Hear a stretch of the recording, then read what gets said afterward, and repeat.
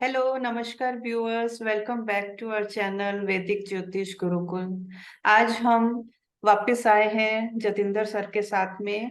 आज हम जानेंगे कि भाव फल, कुंडली के जो नियम है उनके अनुसार भाव फल कैसे करें। सर। जी, नमस्कार सबको। सबसे पहले बात करते हैं तो भाव की।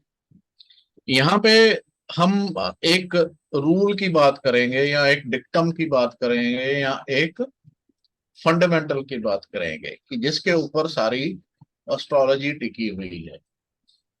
भाव का फल जानने के लिए तीन चीजें होती हैं। भाव यानी कि जो भाव है वह कैसा है, उसमें कैसे ग्रह पड़े हुए हैं।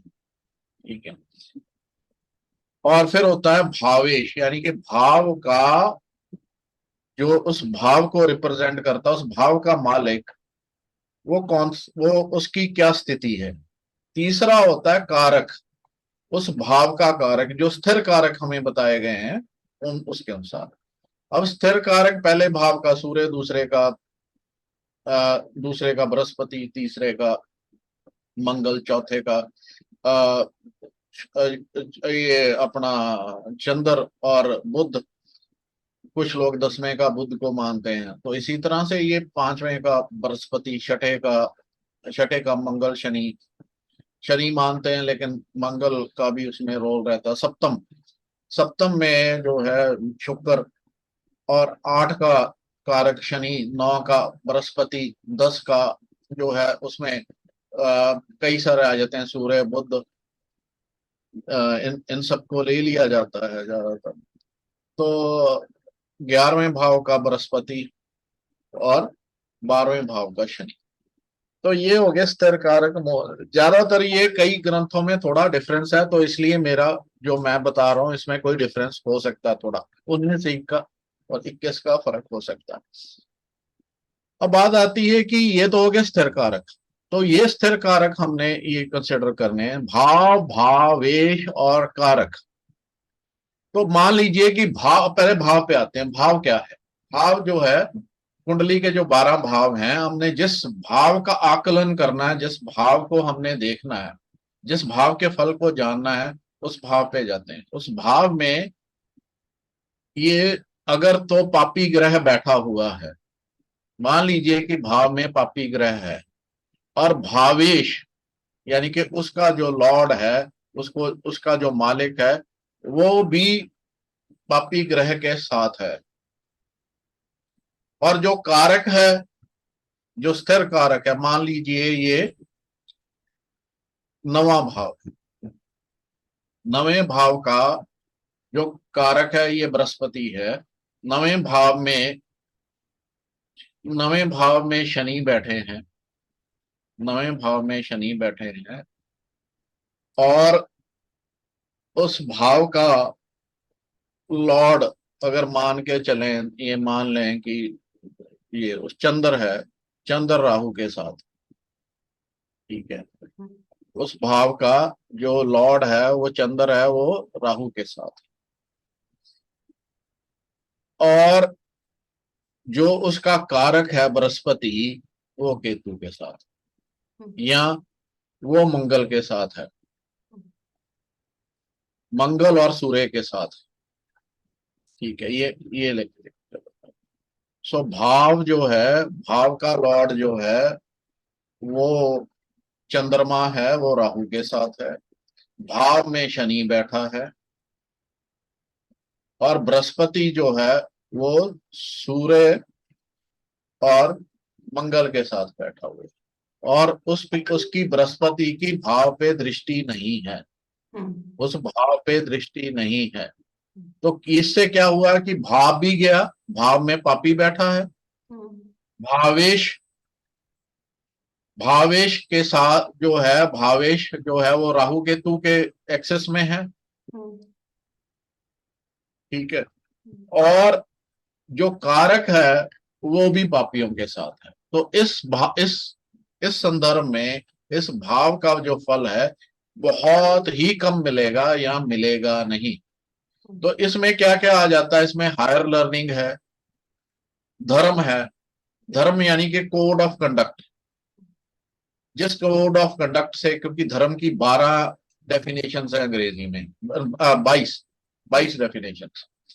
तो धर्म का वो कोड ऑफ कंडक्ट है, पिता है, ठीक है। तो इनसिग्निफिकेशंस का हार्म हो सकता है, इनसिग्निफिकेशंस का हार्म हो सकता, और फिर वो फॉर्चून भी है, भाग्य भी है। तो ऐसे आदमी को जो है उसका सक्सेस रेट कम होगा, उसको अपॉर्चुनिटीज कम मिलेंगी, उसको जो है जिंदगी में संघर्ष ज्यादा करना पड़ेगा, ठीक है। और पिता की तरफ से भी कोई बहुत सपोर्ट नहीं मिल पाएगी, क्योंकि अगर नौवां पिता को मान, क्योंकि ज्यादातर इसमें ये भी रहता है कि 9वें को माने 10वें को माने, तो लेकिन ज्यादातर ज्यादा मान्यता नवम भाव की है, तो नवम पिता की तरफ से भी कोई बहुत सपोर्ट नहीं मिल पाएगी। हायर एजुकेशन उसकी होगी नहीं, हायर एजुकेशन में या हायर लर्निंग उसकी वो नहीं होगी, धर्म के प्रति भी उदासीन होगा, क्योंकि जो है धर्म के प्रति उदासीन होने का मतलब है कि वो, जब संघर्ष ज्यादा हो जाता है, कई बार इंसान जो है वो भगवान भगवान को ही उसके लिए मतलब रिस्पॉन्सिबल मानते हैं कि जो मेरे साथ हुआ तो कि मैंने क्या कर दिया था। तो ये सो भाव, भावेश और कारक अगर तीनों ही खराब हो गए किसी भी कुंडली में, तो उसका फल खराब हो जाता है। इस संदर्भ में भाव प्रकाश का एक श्लोक है, भवंती बल संयुक्ता भाव भावेश कारका तदा पूर्ण दलम द्युभायम में काल्पम फलम वदेत।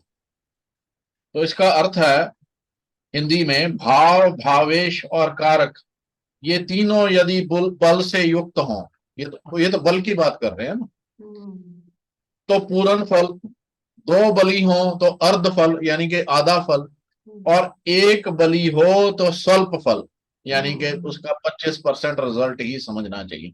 इसी तरह से इसको उल्टा कर दो, अगर पापी मतलब ये भाव, भावेश और कारक तीनों खराब हो गए तो उसका फल मिलेगा नहीं, बहुत न्यून, मतलब उस भाव के रिलेटेड आपको सिग्निफिकेशंस की बहुत हानि होगी। तो दो हैं, अगर उसमें से एक बच गया है तो 25% के करीब, तो अगर वो तीनों में से दो बच गए हैं तो 50%। तो ये इस तरह से भाव, ये जो एक मेन प्रिंसिपल है या फंडामेंटल है ज्योतिष का, जिसके बिना ज्योतिष नहीं चल सकती, वो है भाव, भावेश और कारक। ये आपको इसके बारे में जानना चाहिए। अब इसी संदर्भ में आगे कि भाव कब अच्छा रहता है। भाव भाव में शुभ ग्रह हो, शुभ ग्रहों से देखा जाता हो, पहला तो भाव में शुभ ग्रह हो, दूसरा शुभ ग्रहों से देखा जाता हो, भाव के दोनों तरफ शुभ ग्रह हो, शुभ करतारी हो, मतलब शुभ शुभ योग बन जाता है। भावेश भाव को देखता हो या भावेश भाव में हो, तो भाव को बल मिलता है।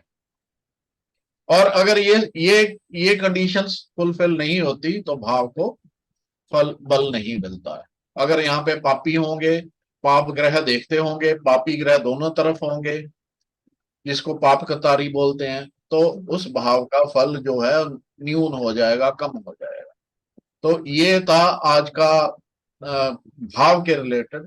तो मेरे को लगता है कि हमने इसमें भाव से रिलेटेड इंफॉर्मेशन है, मतलब इसकी प्रीलिमिनरी इंफॉर्मेशन हमने, जो बेसिक इंफॉर्मेशन चाहिए वो कवर कर ली है। तो ये है। हाँ सर, थैंक यू सर, ये तो बहुत ही इम्पोर्टेंट इंफॉर्मेशन थी। और यही जो बेसिक एक प्रिंसिपल होता है, यूजुअली एस्ट्रोलॉजर्स यहाँ पर थोड़ा सा गलती कर जाते हैं।